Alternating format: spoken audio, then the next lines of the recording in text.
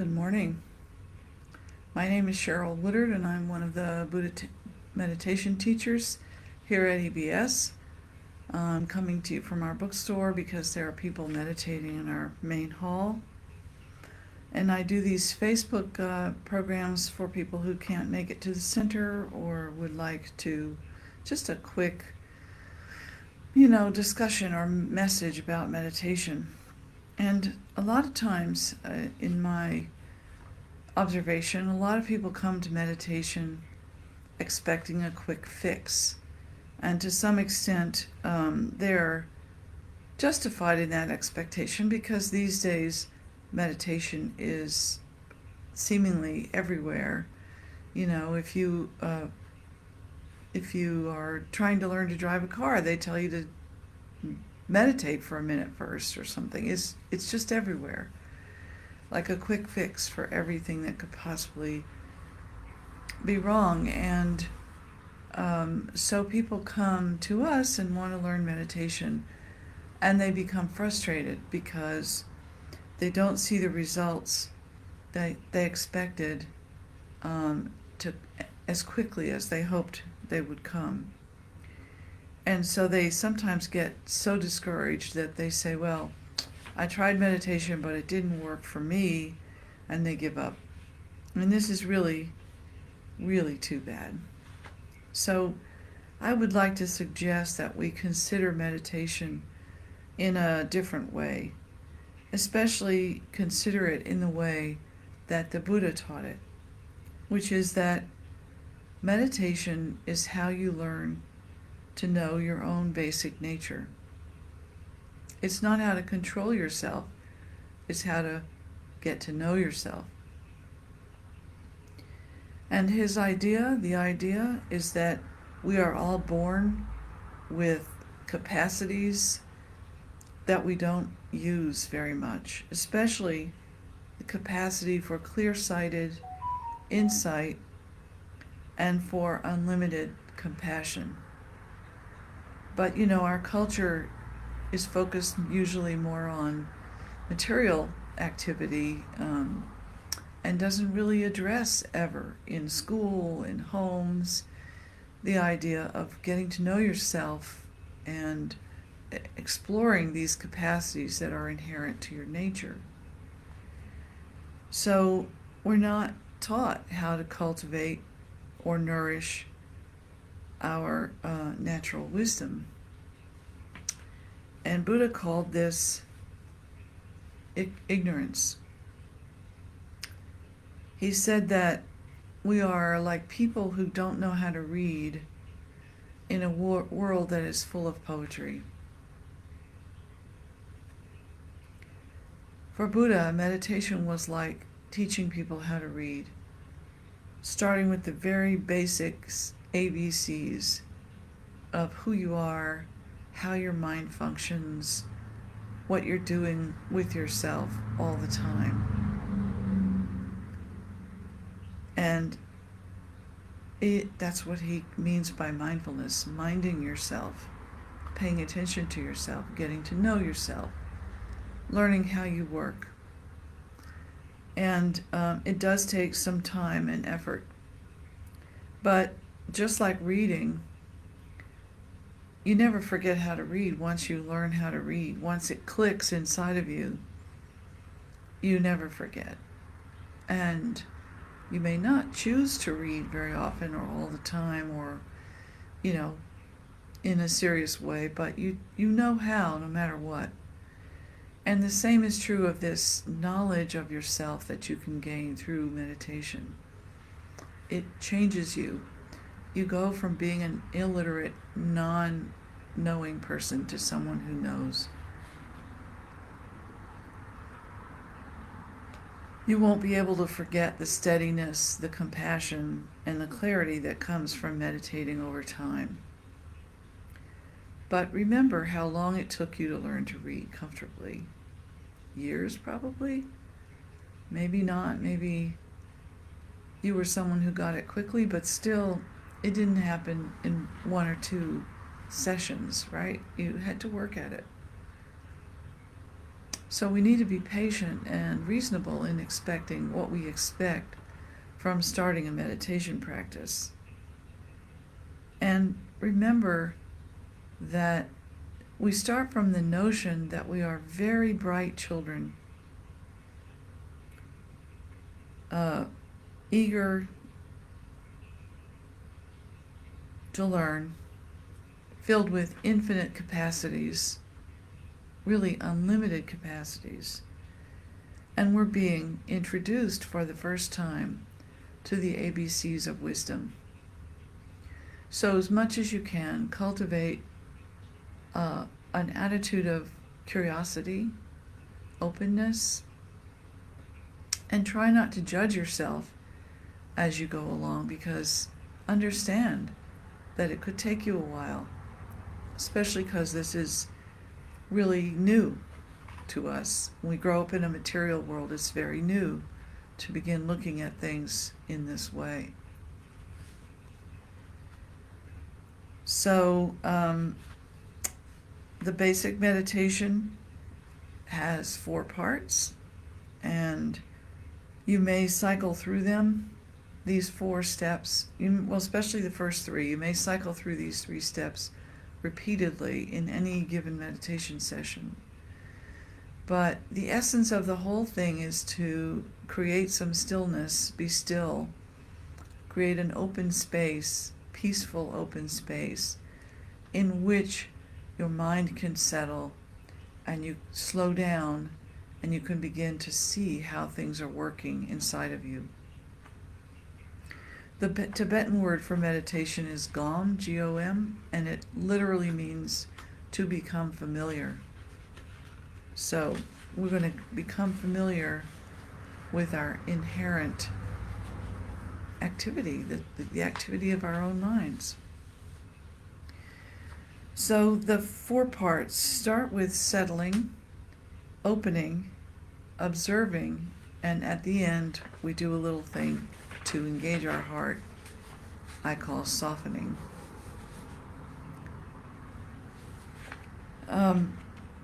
Being settled and comfortable in the world is the first step, and you might not be used to this. In fact, it may be the one that makes people quit, because we're so very rarely settled.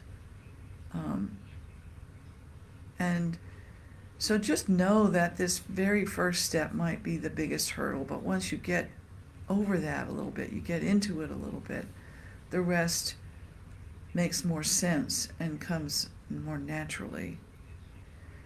So settling involves using your body, and the good news is that your body already knows how to settle. One teacher pointed out that when we're in a movie theater and things get exciting, you can see that everybody sits up and focuses and pays attention. The body naturally reacts to something interesting. It becomes upright a little bit and attentive. And so when we meditate, we put ourselves into that posture of feeling settled in the space that we're in. We create a space in which we can settle and relax. We invite our body to be upright, but at ease, and attentive, but relaxed. And we start from there. So sit comfortably and assume a attentive but relaxed posture. The second step is synchronizing your body with your mind by focusing your attention on your breath. And for shortness, I call this step opening. So we settle and then we open.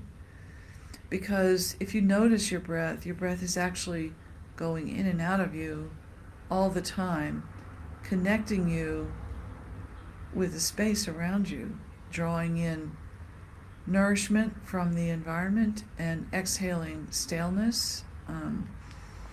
And so this process is also natural, organic. And when you just pay a little bit of attention to that activity of your breath, it naturally has the effect of expanding your awareness to include more of the space around you, the environment that you're in. So you open just by noticing the activity of your breath. Settle your body, open with your breath. And then the third is the final step, which is observing. And this is the part where you're studying, you're starting to learn the ABCs of your mind. You're looking gently, peacefully, and with acceptance and patience and curiosity. You're looking at the activity of your mind. Some people say following your thoughts, thinking, looking at your thoughts or your emotions. But I like to think of like, this is where you're actually taking your little child's pencil and you're trying to draw the letters of the alphabet. You're patient with yourself. You're gentle with yourself. You're engaged but not pressured or tense. It should be fun. To some extent, it should be fun. Because you're learning for the first time that there's this whole world of activity going on inside of you that has until now been completely beyond your awareness. So you will find out when you start to observe your mind that there's a lot going on, a lot you didn't know about. And that's okay. We are not here to shut it down or to force ourselves to be still and peaceful. We are here to create a still and peaceful and relaxed situation so that we can look and observe and learn. So, but what do you do with the activity when you see it happening is the key really is to not intervene, to not decide that, okay, these thoughts over here are acceptable to me and these are not. Or this feeling is something I don't want to look at or know about, so I'm going to push it away or stop it or turn my attention away. It's just instead, we look, we observe what's happening, and we let it go. One person said, one analogy that is used is that you're sitting on the banks of a creek and you're watching the water flow by. And you don't put your hands in and try to rearrange the water or redirect the flow of the water or the stream, stop it. You just simply want to see how is it going, what is happening there. And you're just peacefully watching the creek flow by. And if you can do that, eventually you can do that with the activity of your mind. You can stay on the banks of the river instead of jumping in the middle. That's the goal, is to keep your seat, keep your breath, keeping you connected to the space around you, and watch the activity of your mind in a curious, open, but passive way without getting involved. Just let the water flow by. Let the thoughts, let the activity just flow by, just come up and flow by.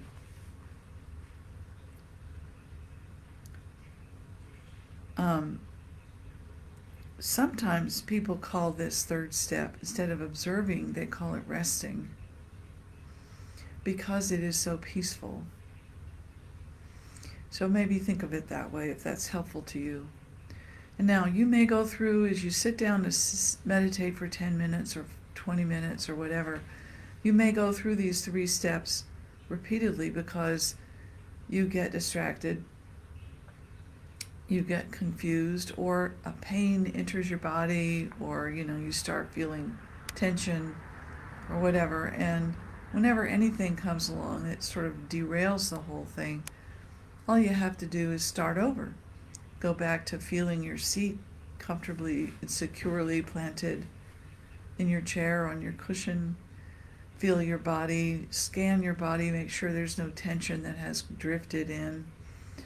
And then focus on your breathing, a couple of breaths, go back to noticing the breath coming and going, connecting you to the space around you.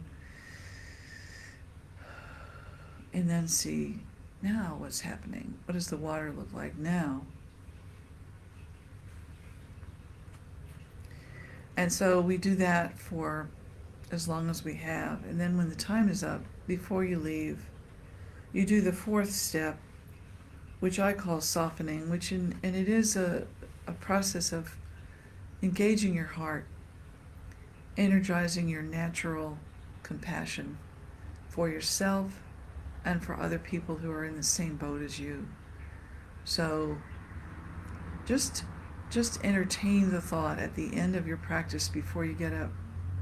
Just think, I wish that everyone in the world could feel relief could be relieved, absolutely relieved from all their suffering, from all their confusion, all their bad thoughts or difficulties, everything that's troubling them could just wash away like the water in this creek. I wish that for myself, and I wish that for everyone else in the world. And just have a little sense that you put that wish out into the world and let it go and see what happens. And then you get up and go about your business. So that is the basic meditation practice. SOOS, settle, open, observe, and soften. If you give 20 minutes or more to this practice every day, it will become familiar to you, and your mind will change as you begin to work with this, but it could take a while. So you can use this meditation throughout your day too. Whenever you're anywhere, you can just sit down, settle your body, breathe a few conscious breaths, and observe where you are and what's going on, and then have a wish of compassion at the end. So that's it. You're welcome to come here to EVS anytime. We do this meditation all the time. Like right now, they're in there doing 30 minutes together. There's half a dozen people in there. This coming weekend, there's going to be a retreat here, and our normal programs are suspended for the weekend. You can look at our website on the events page for information about the retreat, and there is an open free talk on Friday night of the event. So you might want to come for that. You have to register, though, to let us know you're coming, so we make sure we have a seat for you. And in the meantime, until the next time I see you, it'll be 2 weeks. I wish you all the best. I really hope this is helpful, and I wish you the best of luck with your meditation practice. Bye.